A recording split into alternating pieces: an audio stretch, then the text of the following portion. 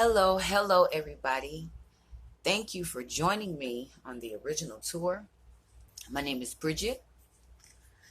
Now, I haven't posted in 2 months, but that proved to be very beneficial for me because I'm the type of person that if I do speak to others or whatever I say, it's something that I have experienced or am experiencing. So, my third stone is kindness. But before I can even get into that, I want to bring to light a force that is very much felt, and that's fear. I believe that we are here on earth to face our fears and face our shadows and grow from them. And sometimes we feel alone, but remember, you're not alone because all of us have fears. When I turned 30, I thought I was going crazy, y'all. I just, woo, I thought I was going crazy, but I wasn't.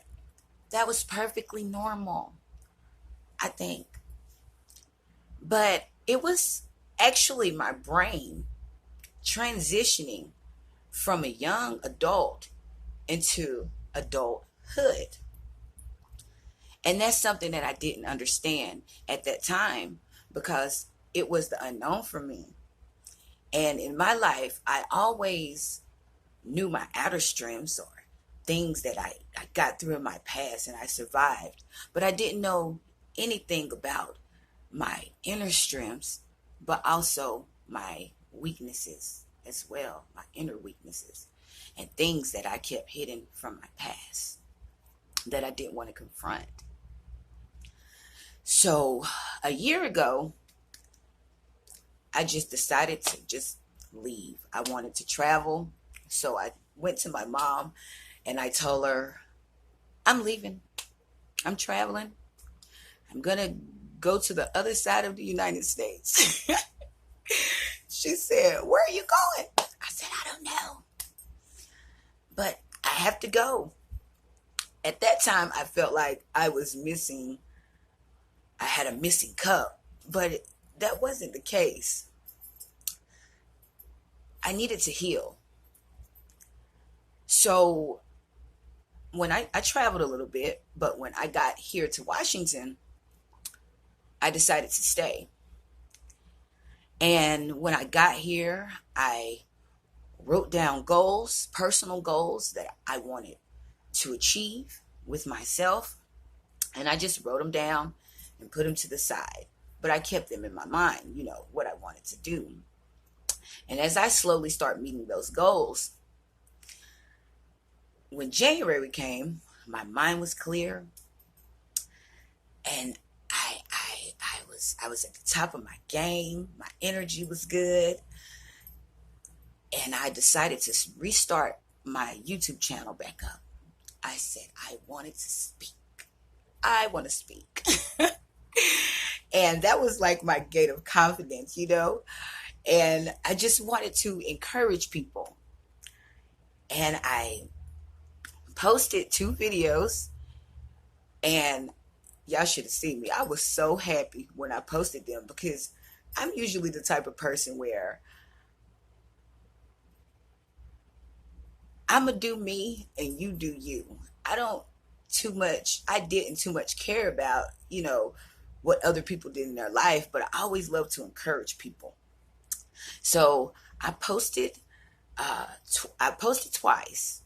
And as I talked to some of my friends, they were telling me certain things. So I started watching myself and I realized, I said, ooh, I start seeing um, unconscious behaviors that I didn't see, but I seen it when I start watching myself. And I was like, okay, she got issues. Okay, so we're going to get to the bottom of this. So I said, well, I'm going to bring them into my world. And that was something that I was always scared to do, is to really share my inner thoughts. But in order for me to heal, I felt like I had to do that. And I posted two videos, A Dream of a Dream, part one, part two. Y'all should have seen me, honey. When I got done, I was like, okay. I feel good. I was like, okay. So I got that on out. And when I heard myself, when I got them posted and I heard myself, that was like my mirror of truth, my illusion, but it was truth. I believe those poems was about how in my past I thought that a man could be the one that bring me happiness and that could make me complete, but I was already complete. And I also believe my mind was trying to tell me to connect to my masculine and femininity in me, the right side of my brain and the left side of my brain coming together. When they come together, they create the wholeness. So I was like, oh my God, oh God. When I realized that, I said, oh, I done let him know what my mind is. She had major issues.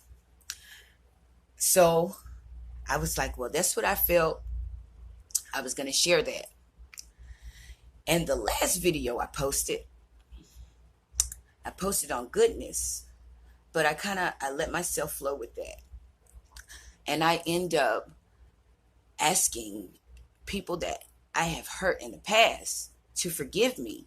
And I gave forgiveness to people that have hurt me.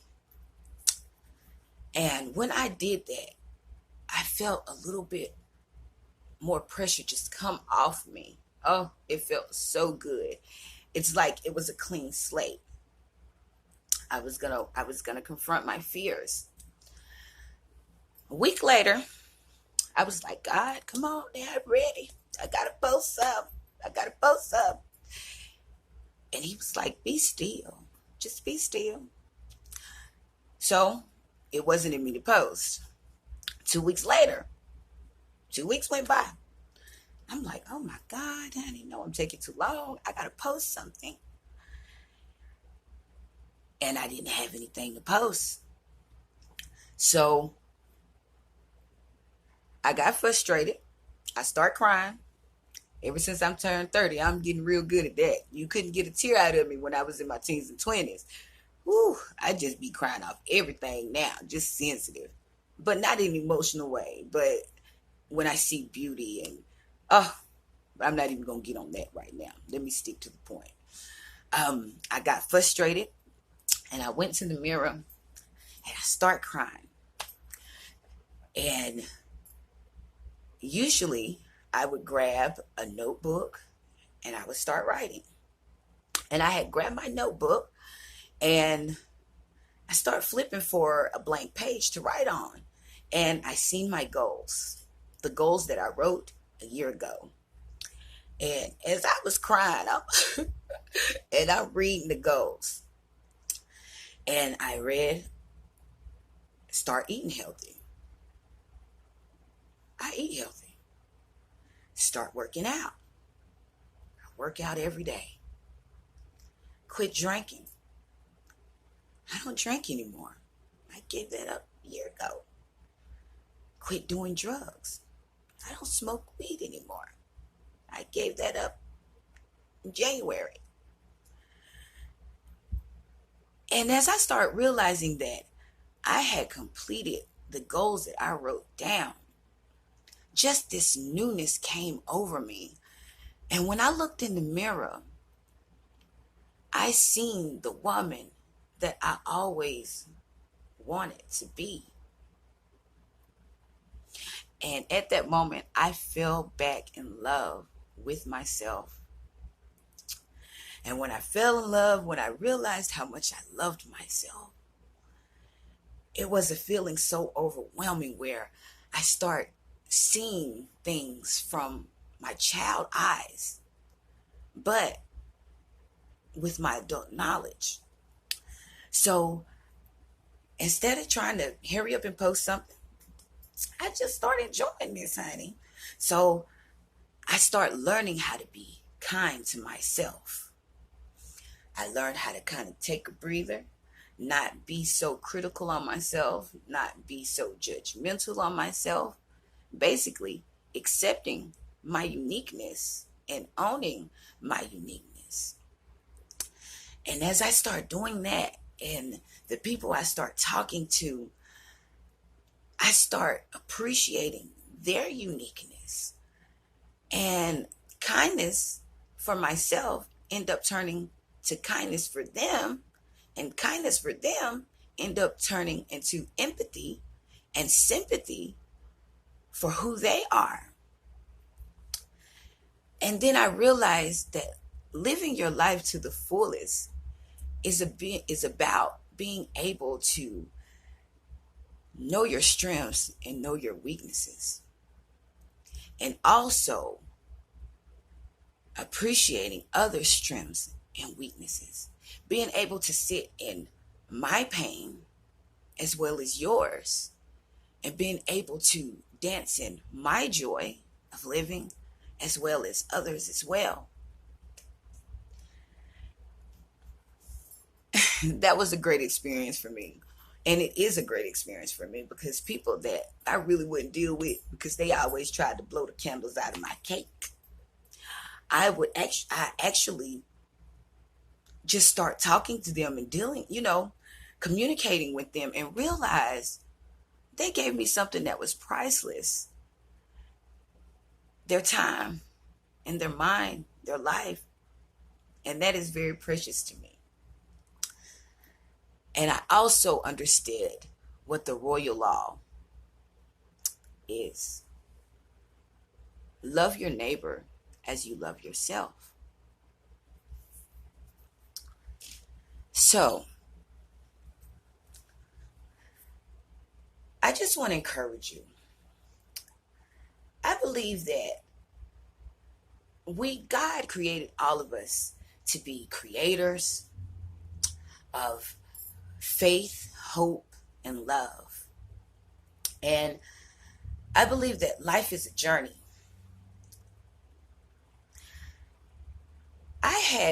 I was reading the Bible 2 weeks ago, and I turned to the first beginning, back to the first beginning, the 7 days of creation. And before I say this, I'm not saying that I have found the absolute truth. But when I had read this, I seen something that made me so curious. I started reading the 7 days of creation. And as I started reading it, I realized that the 7 days of creation are actually 7 stages and tools that we go through in our lives to self-actualization, to being a creator. For instance, the earth was covered in water and had no form. That is how we feel when we're not creating something that's meaningful to us, but we still have this dream in our head. The Spirit of God hovered over. But if we can walk through that water, because up under that water, up under the earth, is so many treasures that we have. It's so many things that we have to share and give. Day one, stage one. And there was light. When you fall back in love with you, awareness come over you, and you're just naturally being yourself. And I believe that's a tool. I believe that's a license for you to go ahead and start creating. When you realize who you are in God and that you are a creator, That's a license. That awareness is a license to be who you are. Day 2, stage 2, tool 2, which is your body. Your body is a car. It gets you around in your life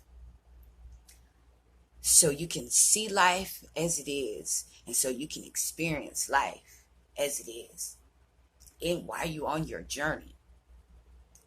Day 3, stage 3, tool 3. You don't just get licensed and you just don't have a car, but you have a title, which is your soul. It's the breath of life.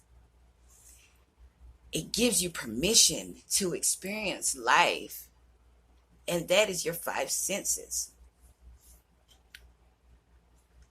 Day 4, stage 4, tool 4. You don't just have license and a car and a title, but you have a map and a blueprint, which is your mind. You can see everything around you.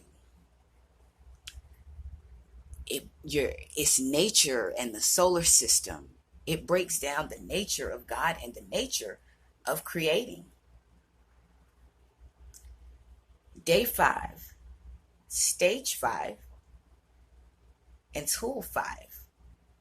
It's the earth. The earth is it's our training ground. It's our home office where we can enjoy life, where we can find that beauty and express ourselves. Day 6, stage 6. I believe once you realize what you want to do, that burning desire in you of what you want to do, you have the free will to choose how you want to express creation and what you discovered in this journey in your life. I believe that is your mission, your purpose, and your true calling. Day 7, stage 7, the day of rest. I believe when you really do what you want to do, that is like having heaven on earth. Because everything, who you are, you offer that up back to God as a gift, as a blessing.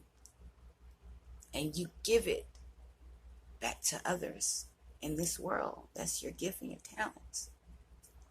So today I want to encourage you to let you know, be you. You are beautiful. You are amazing. You have a mission to complete, and it's for nobody else. You're the only one with that key. So before I leave, I want to encourage you with 5 affirmations that I tell myself daily. The first one: you are an expression of love, and you are loved. The Bible said God so loved the world that he gave his only begotten son. Son mean an understanding. That was his heart. He literally had his heart in Jesus. Jesus showed us the nature of God and of community, how God wants us to be there for each other and contribute our gifts to each other. Affirmation 2: there are people out there that are grateful for you, and they appreciate every moment they spend with you. So never forget that you are appreciated. 3, you are beautiful inside and out. 4, you are desired. The Bible says that the earth moan and groan in labor pains, waiting for the revealing of the true sons and daughters of God. You're not only desired by God and others, but you're desired by the earth and the universe. That is amazing, y'all. And 5, you are strong, you are wise, and an extraordinary person. And I want to leave you with those 5 affirmations today. You may not be where you want to be, but you're going to get there. And you might be there, you're there anyway. But just realize that power in you. You're amazing. So I thank you for your mind, your ears, your eyes, and your time. Keep going and keep growing. Thank you so much.